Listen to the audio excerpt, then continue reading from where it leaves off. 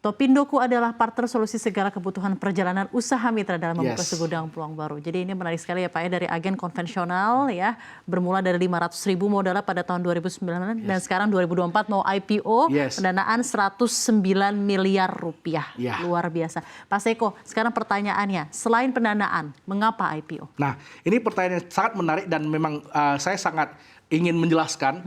Jadi IPO itu bukan semata tentang soal pendanaan untuk perusahaan, tapi bagaimana IPO ini membuat kami lebih dikenal oleh masyarakat. Mungkin banyak orang tidak menyangka sebuah perusahaan kecil di daerah memiliki penjualan hingga 2,6 triliun per tahunnya. 2, sekian triliun per tahunnya. Dari 2021 sampai sekarang konsisten 2 triliun lebih.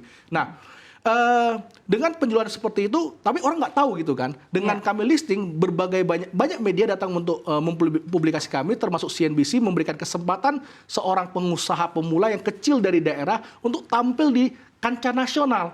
Nah, jadi publikasi ini sangat membantu kami, sehingga ini baru kami mau listing saja, sudah ada beberapa mitra strategis yang menghubungi kami, Pak Seko, yuk kita kerjasama.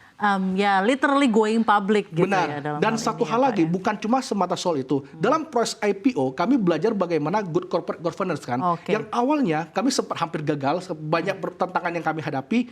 Dan saya sempat berpikir, kalau IPO ini memang suatu saat tidak berhasil pada waktu itu, saya sudah belajar banyak. Bisnis kami semakin tumbuh karena awalnya family business, pada dasarnya kayak bisnis yang dikelola secara biasa, sekarang dikelola secara profesional. Sehingga walaupun istilahnya dalam prosesnya itu kita belum tahu hasilnya, tapi proses IPO ini membuat perusahaan ini naik ke level selanjutnya. Selain itu, satu hal yang paling penting, karena background saya dari daerah, saya itu seorang cucu pembuat ember di Gang 45, jadi kalau misalnya orang Singkawang ataupun orang Kalimantan Barat, itu bisa men-tracking bagaimana latar belakang keluarga saya dan semacamnya, bagaimana kekuatan ekonomi saya. Nah, saya pengen IPO saya, keberhasilan saya menjadi sebuah momentum, menjadi sebuah pembuktian bahwa anak muda yang cuma memiliki tekad, cuma memiliki kemampuan, asalkan dia berani bekerja keras, dia punya dedikasi, dia berkomitmen, dia konsisten terhadap apa yang dia kerjakan, sebesar apapun mimpi itu bisa terwujud. Nah, itu yang berusaha saya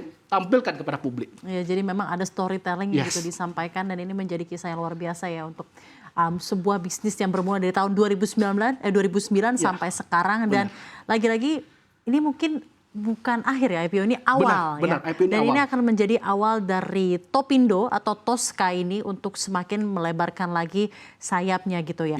Adakah kekhawatiran dari Anda selaku CEO mengenai awal ini ketika akhirnya nanti melantai, Pak Seko? Saya pada dasarnya malah sangat optimis, saya sangat excited dengan IPO ini. Ini merupakan salah satu starting point yang memang sangat saya impikan.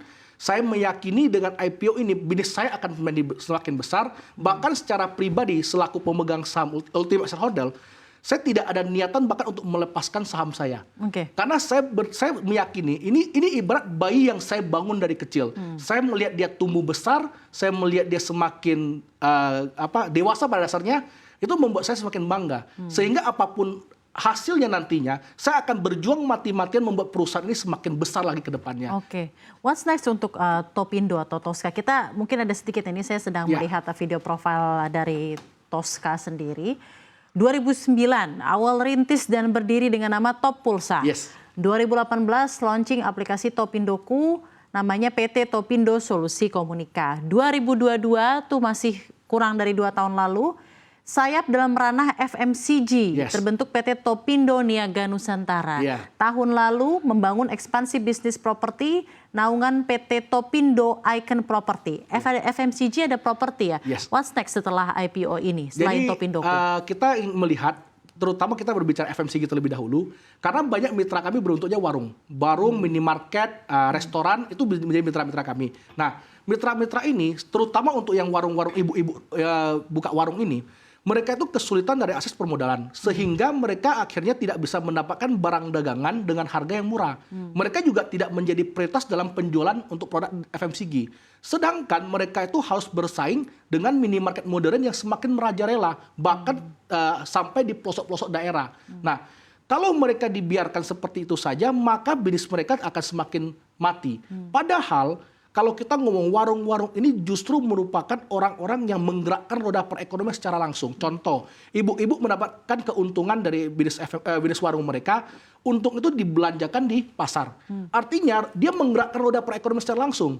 Nah, Kalau misalnya kita ngomong minikat modern, paling yang balik ke masyarakat berupa gaji maupun beban operasional semacamnya. Nah, kami ingin mendorong bagaimana caranya mereka itu bisa mendapatkan suplai barang dagangan dengan minimum order quantity yang kecil sekalipun, namun sudah mendapatkan harga grosir yang bagus.